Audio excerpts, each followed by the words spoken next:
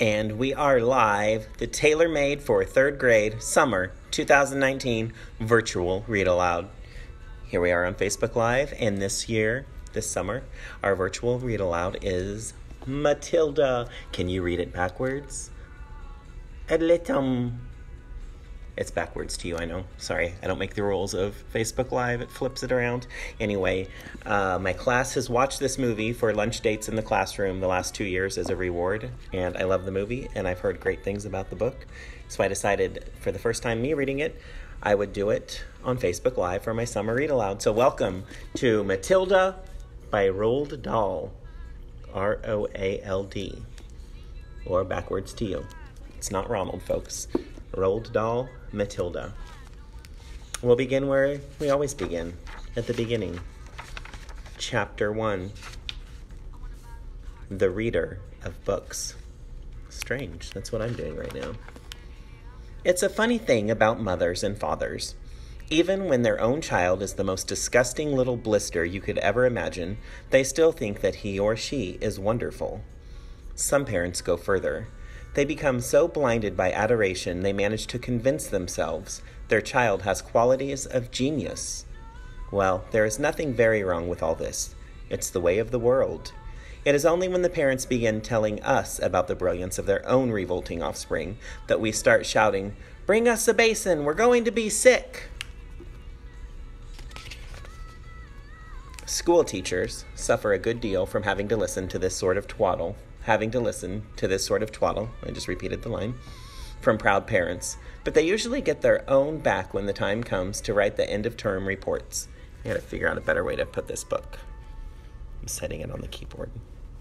Sorry. If I were a teacher, I would cook up some real scorchers for the children of doting parents. Your son, Maximilian, I would write, is a total washout. I hope you have a family business you can push him into when he leaves school, because he sure as heck won't get a job anywhere else. Or if I were feeling lyrical that day, I might write, "It is a curious truth that grasshoppers have their hearing organs in the sides of the abdomen. Your daughter, Vanessa, judging by what she's learned this term, has no hearing organs at all." I might even delve deeper into natural history and say, the periodical cicada spends 6 years as a grub underground, and no more than 6 days as a free creature of sunlight and air.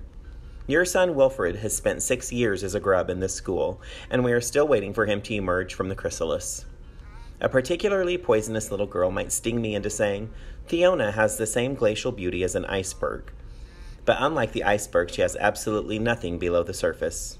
I think I might enjoy writing end-of-term reports for the stinkers in my class.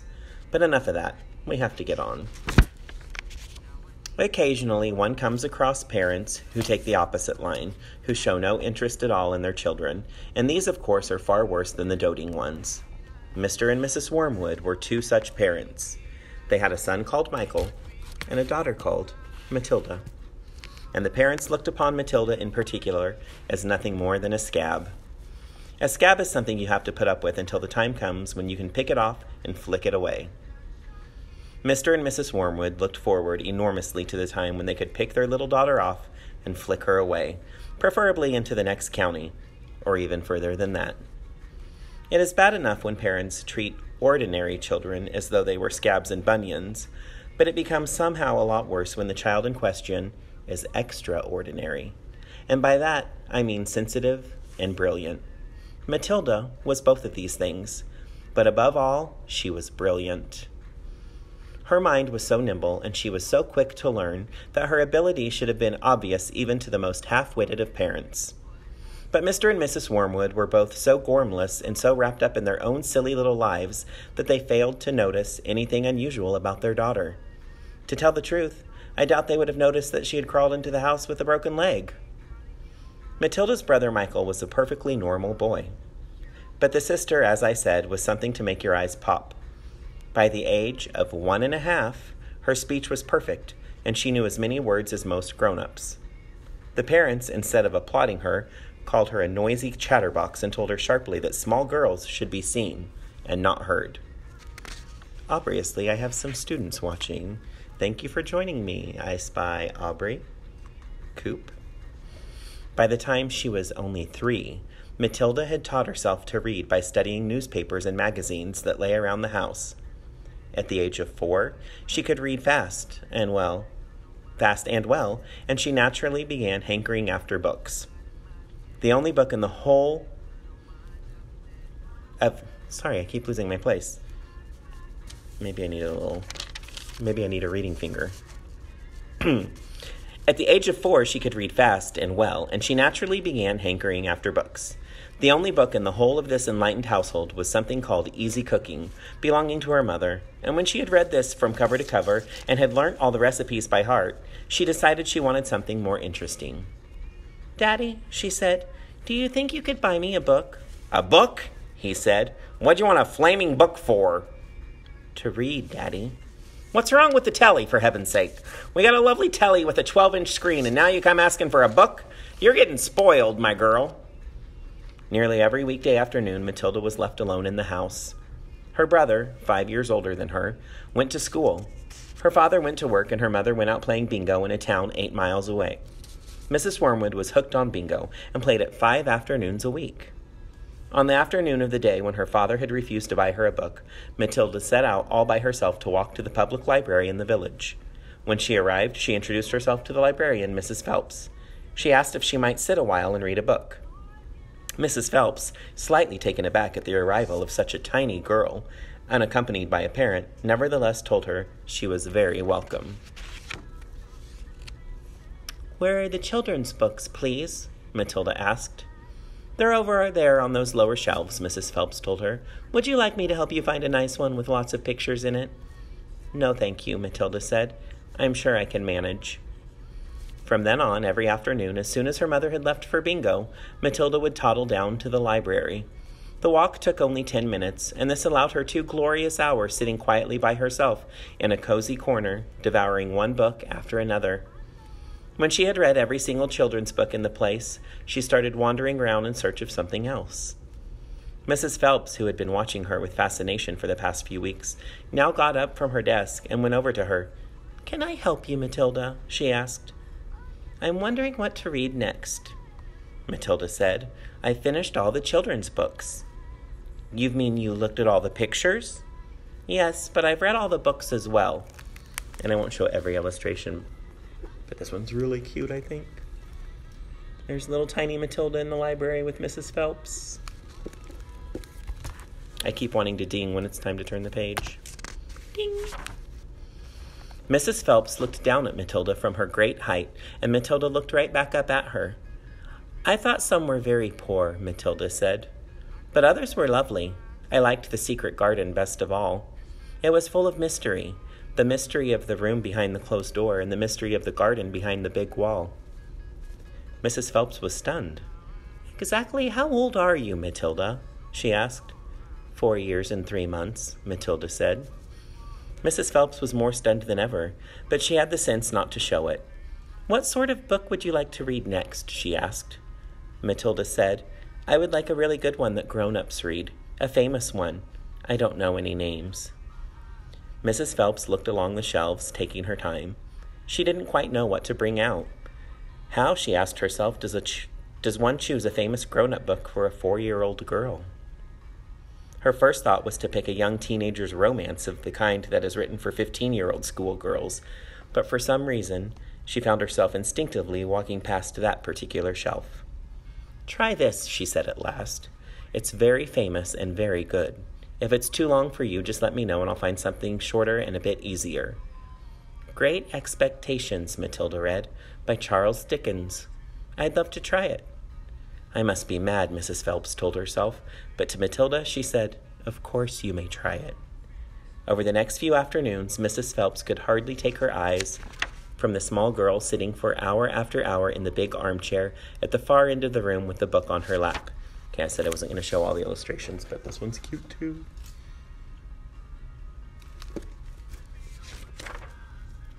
It was necessary to rest it on the lap because it was too heavy for her to hold up, which meant she had to sit leaning forward in order to read.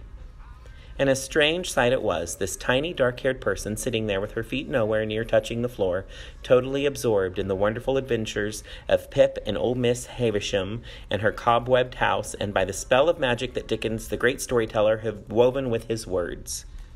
The only movement from the reader was the lifting of the hand every now and then to turn over a page, and Mrs. Phelps always felt sad when the time came for her to cross the floor and say, "It's 10 to 5, Matilda."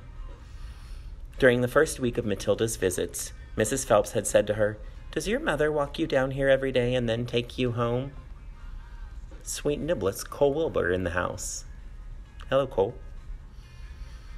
"My mother goes to Aylesbury every afternoon to play bingo," Matilda had said. "She doesn't know I come here."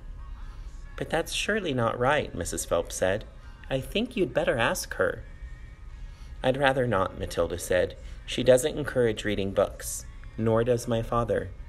"But what do they expect you to do every afternoon in an empty house?" "Just mooch around and watch the telly." "I see. She doesn't really care what I do," Matilda said a little sadly. Mrs. Phelps was concerned about the child's safety on the walk through the fairly busy village on High Street and the crossing of the road, but she decided not to interfere. Within a week, Matilda had finished Great Expectations, which in that edition contained 411 pages. That sounds like a test question. Oh wait, just kidding, there's not a test on this story. Sorry, kids. "I loved it," she said to Mrs. Phelps. "Has Mr. Dickens written any others?" "Oh, a great number," said the astounded Mrs. Phelps. "Shall I choose you another?"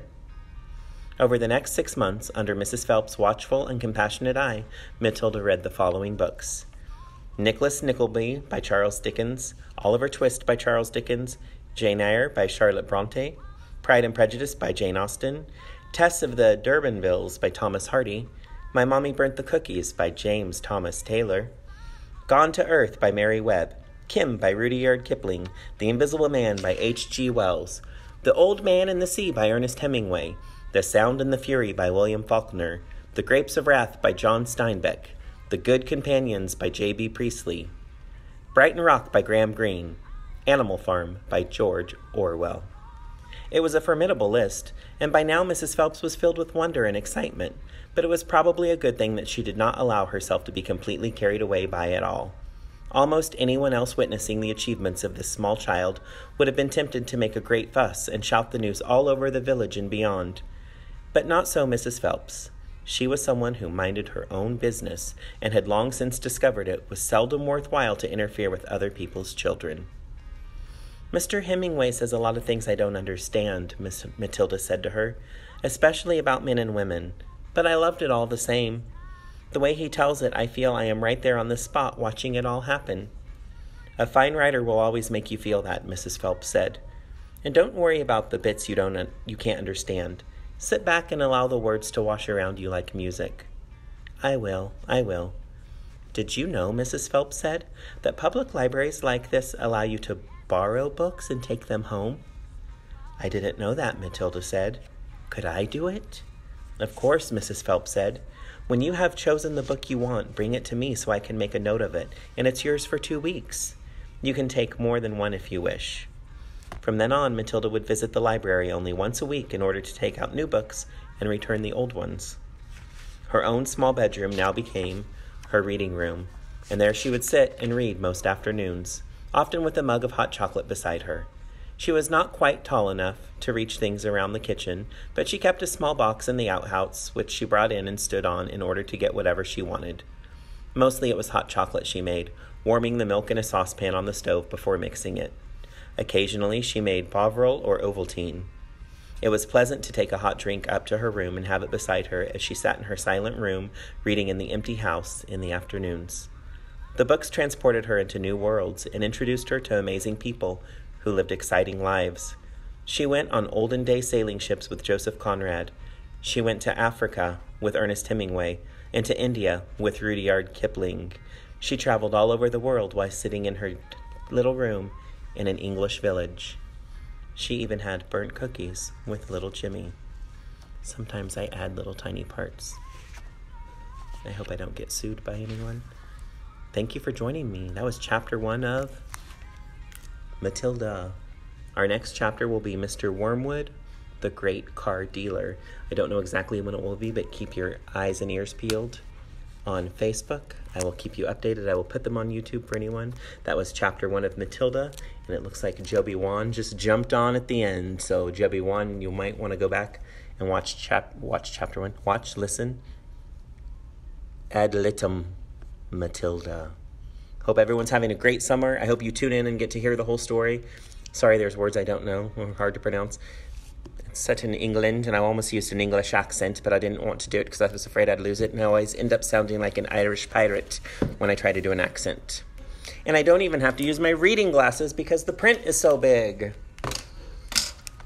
Saves my old man eyes for another day. Anyway, everyone, I miss you. Have a great summer. Look for me. I'm just hanging out here in this jungle. And I will see you very soon. Good day.